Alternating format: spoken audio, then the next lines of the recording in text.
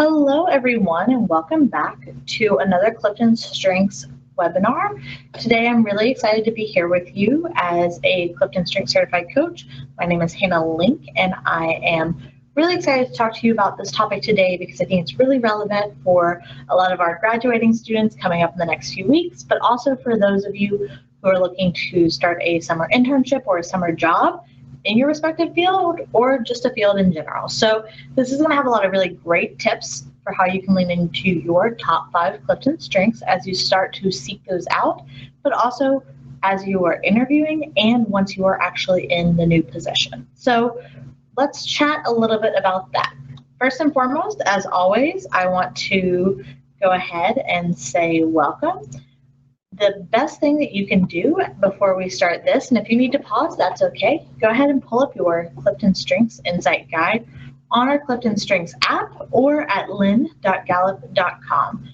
So if you've taken your CliftonStrengths assessment, you're going to go ahead and pull those top 5 up. If you have not taken your CliftonStrengths assessment yet, that's going to be pretty important for you as we go through this today. So you can go ahead and put pause.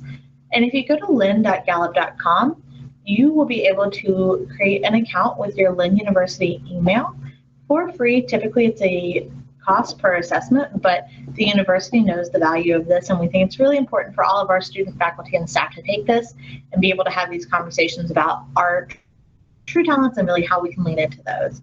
So, like I said, go ahead and go to lynn.gallup.com. You'll create a new assessment with your Lynn University email, and go ahead and take the assessment. I want to note the assessment is timed, so try to make sure that you have about 20 to 40 minutes of uninterrupted time.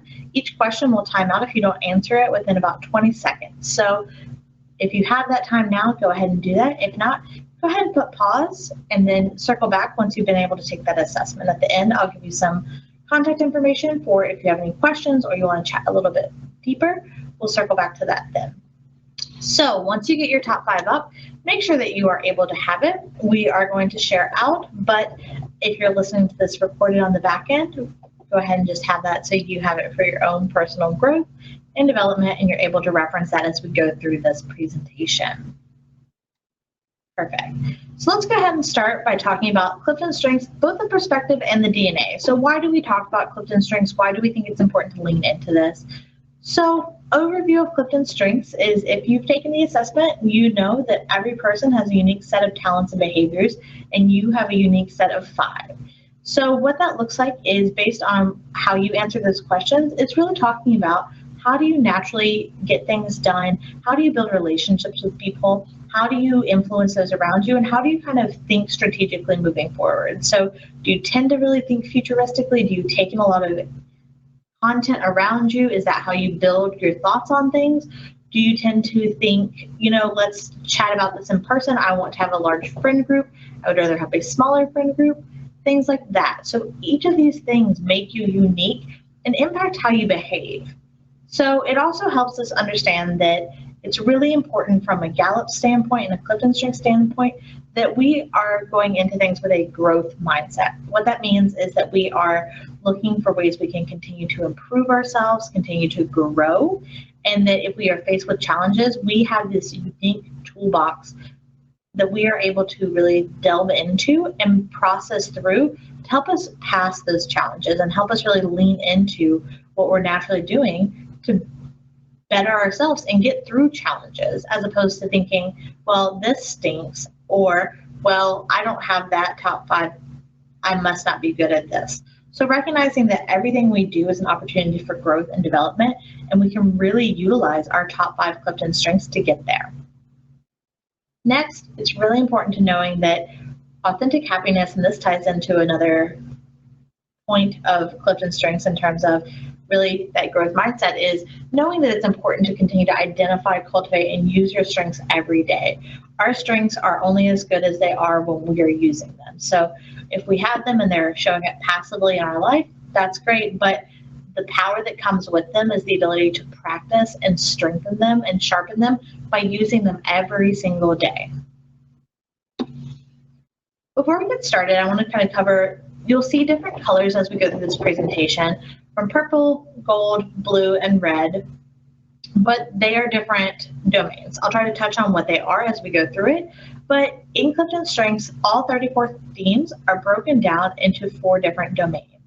These domains are very broad, and really the relationship between the domains is very small in terms of it's easy for one of these strengths to fall into one of the other domains, but this is how they got divided up. So thinking about the walls between them are paper thin, they kind of go in and out depending on how we're using them.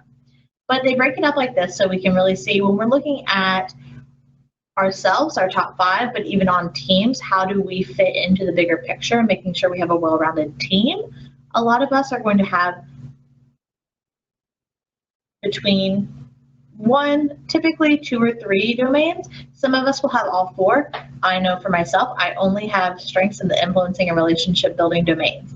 That does not mean that I am not able to execute projects or think strategically. Because of this, I know that a lot of my themes lie in working with people, building relationships, and then knowing how to speak up and helping those people that have built relationships be heard on our team.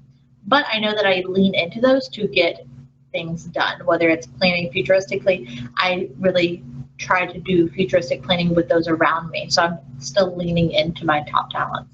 Just thinking of these as you go through and maybe some of those areas of career focus as we're looking at building resumes, what do you lean into? Thinking of how these may show up there. I also think it's really important to have an idea of why you should care about what we're talking about today. So for today, I really wanted to take this quote from one of our former students who actually touched base with me about this about a week ago. She reached out to me. Her name is Megan, and she's a wonderful CliftonStrengths advocate. And she shared that she did a mock interview recently. And when they asked, tell me about yourself, she didn't kind of just go with the traditional route of, I went to college here. This is why I want to be a part of this company, or this is why I chose this career path. She really leaned in and started actually giving examples of her top 5 CliftonStrengths. Not only did she give her top 5 CliftonStrengths, she gave examples both professionally and personally of each of those. She shared at the end of the interview, the individual who was interviewing her stated that they really liked that response because it was one thing to tell us what she thinks she's like, but using these examples and using the CliftonStrengths information, Megan was able to actually back up who she is and how she behaves by data, by facts, and by experiences that are really given to her. So for that, I think it's really awesome to not only be able to sell yourself using your CliftonStrengths, but giving them that data and that hard experience that you've gone through to get that data.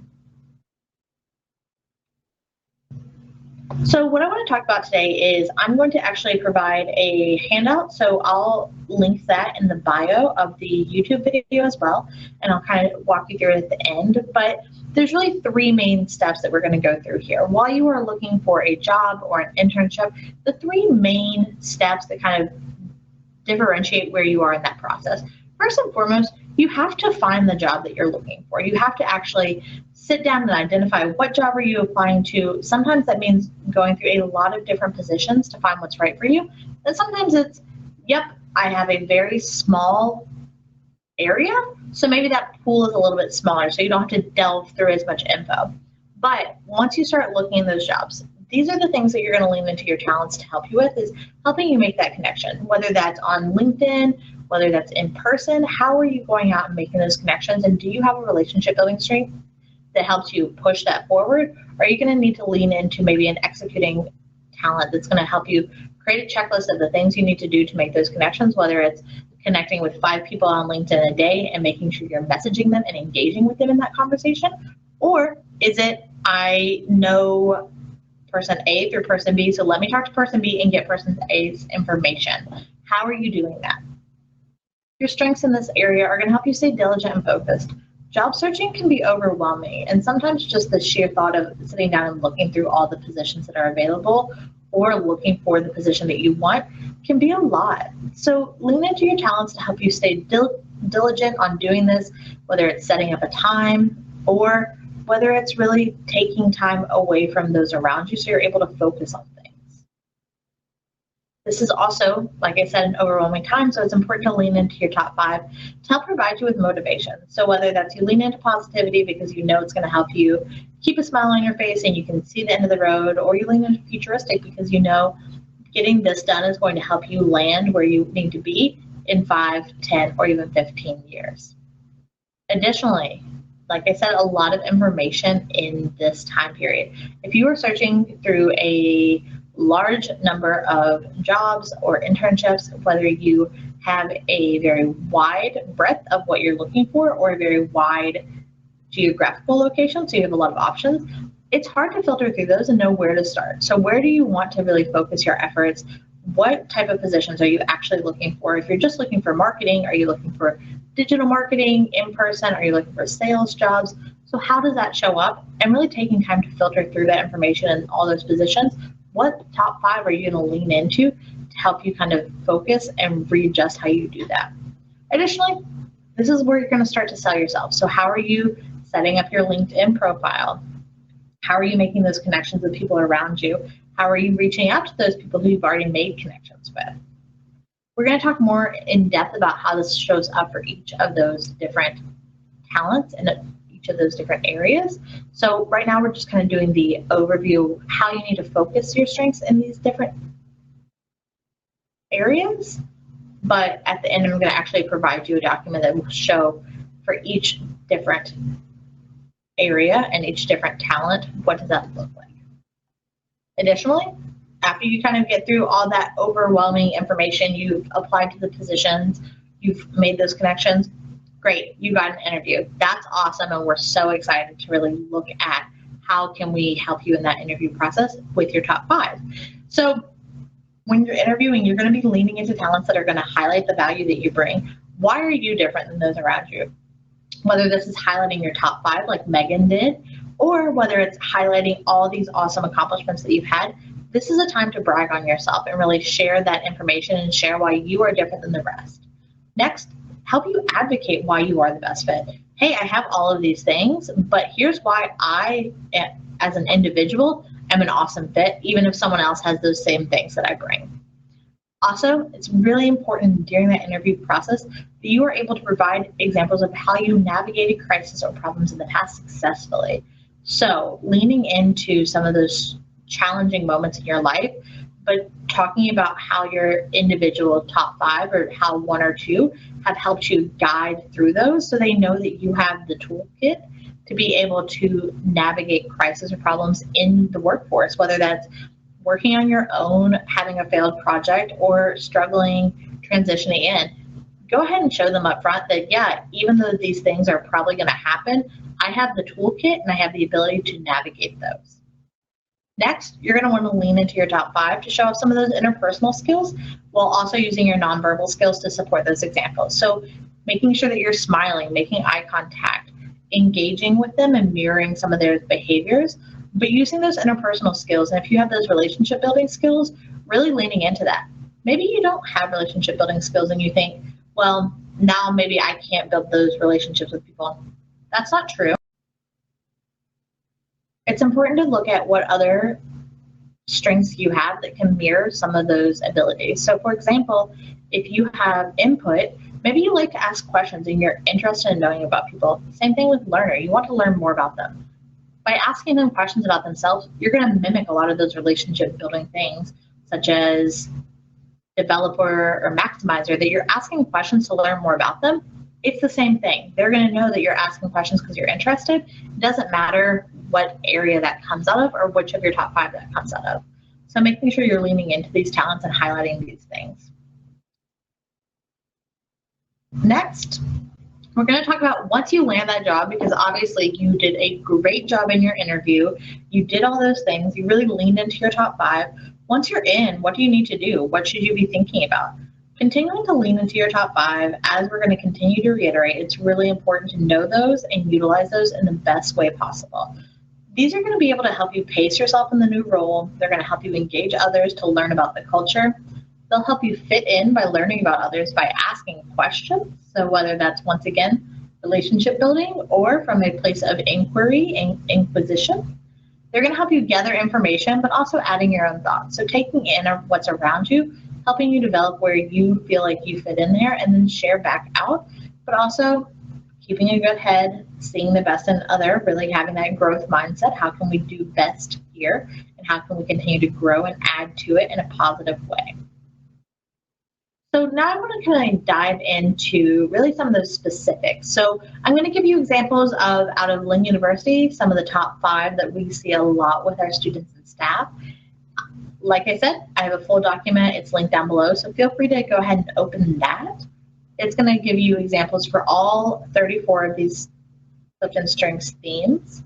It's really awesome, but I want to walk through some of those examples on how we see those show up.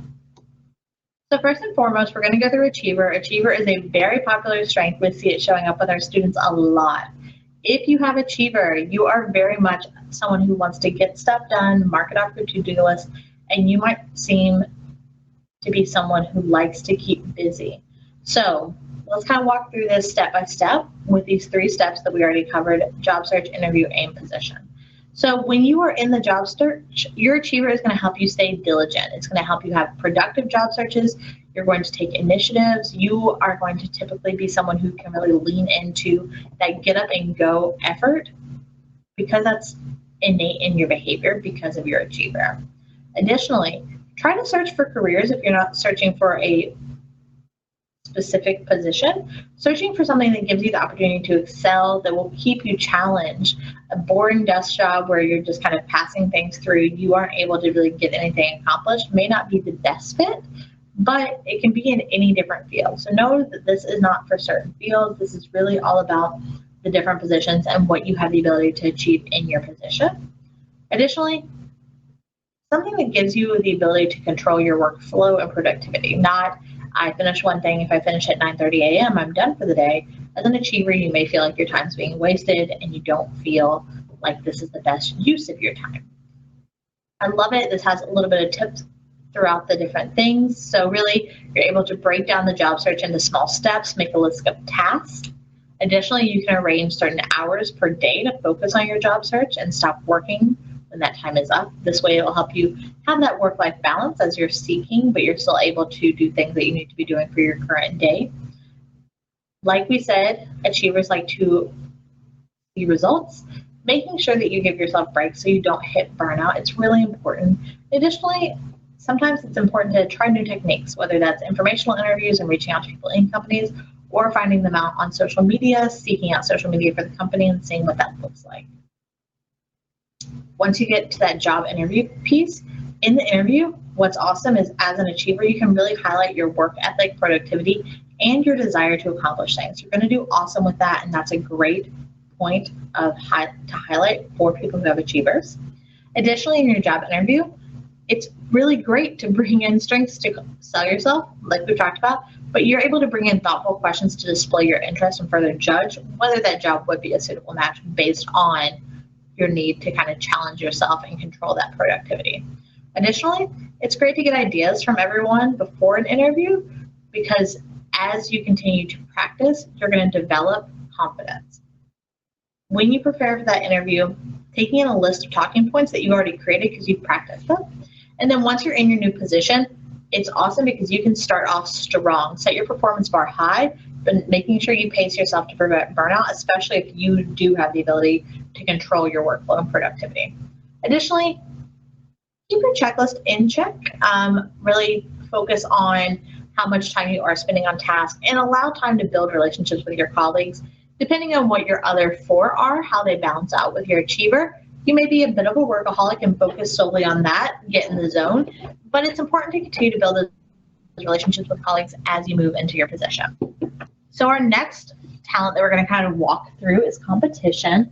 Once again, competition is the most seen talent out of our students, which is really awesome because it's an influencing talent, which means it really focuses on stepping up, influencing those around you, and also helping those around you be heard. How your competition shows up can be a little bit different depending on your other top 5, how they play with this, whether you're competitive against those around you, or sometimes it tends to be a bit of a self-competition. So how are you using that? In the job search, really, competition helps you find motivation, especially when you know there are other people out there and you're applying against that. If you're someone who typically is a little bit more self-competitive, you can strive to beat yourself by applying to more jobs the day before or the next day. That's really awesome. Like I said, it kind of helps both ways. It's important to search for careers that maybe challenge you when accomplishments are measured. So whether that is you have goals to meet every month or every week, whether you're in sales and you know that you can see what other people are doing, that may give you a little bit of a boost if it's between company A or company B. If company B is doing something like that as opposed to company A, maybe kind of leaning towards company B. Additionally, it's awesome when you are searching with those around you, whether it's your classmates who have also graduated, just some friends, or maybe some siblings who are also kind of going through something similar. But it's really, really important. I want to make sure you know we as a society should not be thinking that they are the enemy. This is as a support group. So create a weekly goal as a team of how many do each of you want to apply to. Create rituals to make sure that you are setting goals for yourself and completing it, and then celebrating with those who are doing the same thing, not thinking, well, I applied to more than Sarah, therefore I'm better than Sarah. That's not what we're doing here. Remember, it's about being good and growth, not kind of negativity. In the interview, it's really great because you can highlight how you can help the bottom line, how you stimulate those around you to strive to be better, because you're constantly striving to be better. Additionally, if you have the opportunity to apply for a leadership position, you can be a great team motivator because you're really focused on the final goal and how you get there, and you can celebrate them when they achieve that goal. Additionally, promote yourself based on different edge and preparation. You are great at selling yourself and why they should hire you, because you do think you are the best and you have some really great reasons to think that. And sometimes if you get rejection from employees, that's okay. Don't take it as defeat. Take it as another step towards your final goal. Additionally, once you get into that position, because you sold yourself, you did a great job, knowing your competition can maybe come off a little bit strong, and take a second to think of those who have maybe already been winning those, or there are people who they aren't motivated by the same competitive spirit. They don't care about who wins or loses. So sometimes take a back seat there and allow other people to thrive and succeed. And if you do happen to win company contests and you're surrounded by people who maybe aren't that motivated, maybe don't brag about it. Be a little bit humble in your winnings and kind of take a step back and really appreciate that on your own and reflect on that within. Next is a relationship building one, and one of my favorites. I'm a little bit biased because it's in my top 5, but positivity. I love positivity because I think it really can radiate through a lot of different things, and while it's not a specific trait or talent that some of these may show up as, it's great because you can weave it in a lot of different areas. So if you have positivity, remember, it can help you really remain patient and face challenges with a positive attitude. In rejection, you can see these things as a learning experience, which is great as you kind of go through that long job search process. Additionally, it's great because you can focus on jobs that you can be in a positive work environment. Being around others who are negative and kind of not uplifting can be a little bit of a downer for those with positivity. So looking at careers or just workplaces that really focus on positive engagements and friendly work environments and not so cutthroat. And while it is natural to look for positives in job opportunities, really making sure you're staying grounded and realistic about, does it match your values, skills, and personality? And don't sell yourself short positivity. In the interview, you can really highlight that upbeat outlook and that high energy. People with positivity really show up bright and ready to go. It helps you both lift others up and also kind of lift the whole team up, which is great. Make sure that you're able to convey that positive spirit and enthusiasm to the table in that interview. Sometimes when we get nervous, positivity leans back. We don't see that show up as much. So like we said earlier, make sure you're practicing these things so you get more comfortable, so you are able to let that positivity shine through. Once you get that new position, great way to kind of share that positivity is meeting your coworkers, making those connections. People tend to be drawn to those with positivity because it kind of, like we said, radiates out. So making sure you're focusing that energy not only to building those relationships, but also on task at hand, and let it help you be the reason that you are able to kind of overcome any problems you face. Next, we have ideation. So in the job search, this is a futuristic or strategic thinking, it's a strategic thinking domain. So this helps you long-term goals. So those of you who have a lot of strategic thinking may see some traits in here that you agree with. It helps you find resources you need for the job search. You're great at seeing different ways to hit your long-term goals. So like I said, similar to futuristic in that sense that you're able to see a lot of different ways to hit those long-term goals and using your creativity to stand out by thinking through some of those great opportunities in a job. Additionally, ideation, you may have a lot of different ideas and creativity that you think through a lot. Maybe very rigid structure, maybe a bit constricting for you. But once again, all of this is based on who you are as a person, what you're passionate about, and what are your other top 5 and how do they play. So remember, this is not a career assessment. It just helps you chat about maybe the way you're naturally doing these things. Additionally, a great tip for you with ideation is to picture yourself in 5 years, create your own path. Say, what are you doing now and how can you create new opportunities, and start thinking through those bigger picture items to help see and visualize yourself in the future and where you are now. While you're in the interview, those of you who have ideation are great at resourcefulness and motivation to learn new principles and concepts. You are really great at ideas. You think through things, you have great ideas. It's just important to how can you share those with your interviewer of great ideas that you can bring to the table at their company. You also bring fresh answers to questions, how you contribute to the company like we kind of touched on, and then making sure you finish your thoughts and ideas before communicating them. Sometimes ideation means you have a lot of ideas floating around and it's great to share those out, but making sure that sometimes you are able to actually state your idea and then connect the dots for your employer, because they may not see where you're going with that idea, even if it feels really natural to you. So if you share that idea, connect the dots for that employer of why it's important for them to know that idea and how you are going to connect that idea to the company. And finally, once you're in your position, it's going to give you a great leg up to think of different ways to execute plans, achieve goals, and present ideas that maybe your teammates haven't thought of. Continue to challenge your colleagues with those ideas, and then also follow through. Don't always spend your idea in that imagination and planning stage. Once you get an idea out, start to see if it has wheels and you can really kind of go with it. The last one we're really going to just go over today is responsibility. This is one that we see a lot also with our students, so I wanted to make sure we kind of focus on some of those that we see show up a lot. With responsibility, once again, this is executing, so getting things done. Your responsibility, very much like Achiever, will help you follow through with that networking follow-up thank you cards. If you say you're going to do something, you tend to be very good at actually completing those necessary steps.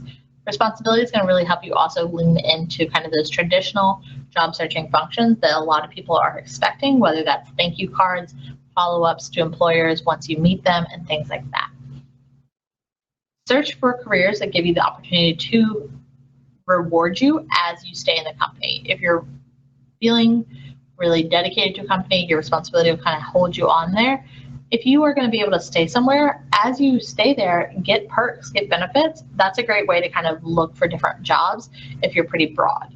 Additionally, look at organizations and how they've shown their loyalty and accountability in the past. It's really important for you to be somewhere where your own moral compass aligns with that company, especially if you're looking to stay there for a long period of time and you want to be able to, in your job, feel comfortable. So as you're looking at different organizations, different jobs, how has that company acted in the past, and do you feel that your values align with that?